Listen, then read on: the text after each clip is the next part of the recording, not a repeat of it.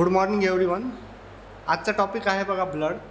ब्लडमध्ये बघा, ब्लड हे रेड कलरचं असतं आणि आपल्या बॉडीच्या 1/12 म्हणजेच 5 लिटर असतं. ह्याच्यामध्ये प्लाझ्मा 55% आणि ब्लड सेल हे 45%. त्याला आपण मराठी भाषेमध्ये आपण त्याला रक्तरस किंवा रक्तपेशी असे म्हणतो. नंतर ब्लडची स्पेसिफिक कॅरेक्टरिस्टिक्स काय आहेत बघा. ब्लड हे फ्लो होत असतं ब्लड वेसलमधून, म्हणजेच आर्टरी आणि व्हेनमधून. नंतर ब्लड वेसल जर ब्रेक झाल्यानंतर तिथलं ब्लड लगेच कॉन्ग्युलेट होतं, म्हणजेच गोठतं. नंतर ब्लडचा कॅरेक्टरिस्टिक्स हा रेड आणि साल्टी, म्हणजेच त्याचा स्पेसिफिक कलर हा रेड असतो आणि त्याचा टेस्ट हा साल्टी म्हणजे खारट असतो. नंतर अल्कलाइन इन नेचर. नंतर त्याची स्पेसिफिक ग्रॅव्हिटी असती 1.055 टू 1.065 आणि त्याचं pH असतं बघा 7.3 टू 7.4. ठीक आहे. नंतर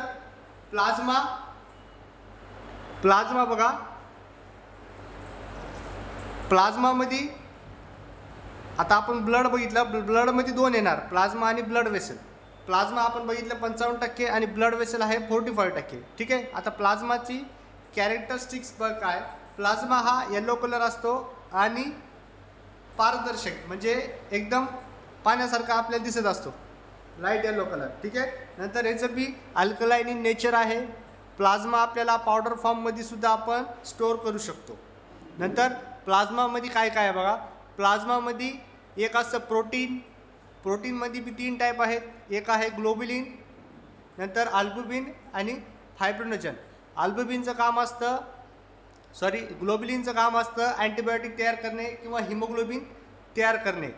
जे ऑक्सिजन आहे किंवा कार्बन डायऑक्साईड आहे ते कॅरी करायचं काम कोण करत असतं, ग्लोब्युलिन प्रोटीन. नंतर अल्बुमिनचं काम असतं ऑस्मोटिक प्रेशर मेंटेन करायचं. नंतर फायब्रोनोजनचं काम असतं बघा ब्लड क्लॉट करायचं.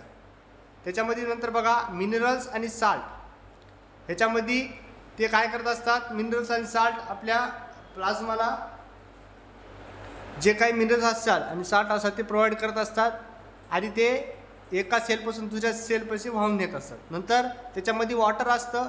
वॉटरचं काम काय असतं, फ्लूइड बॅलन्स किंवा इलेक्ट्रोलाइट बॅलन्स हे त्याचं काम असतं.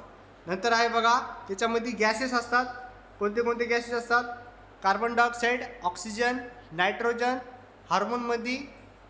हार्मोन्स असतात, अँटीबायोटिक्स असतात, नंतर अँटीटॉक्सिन असतात.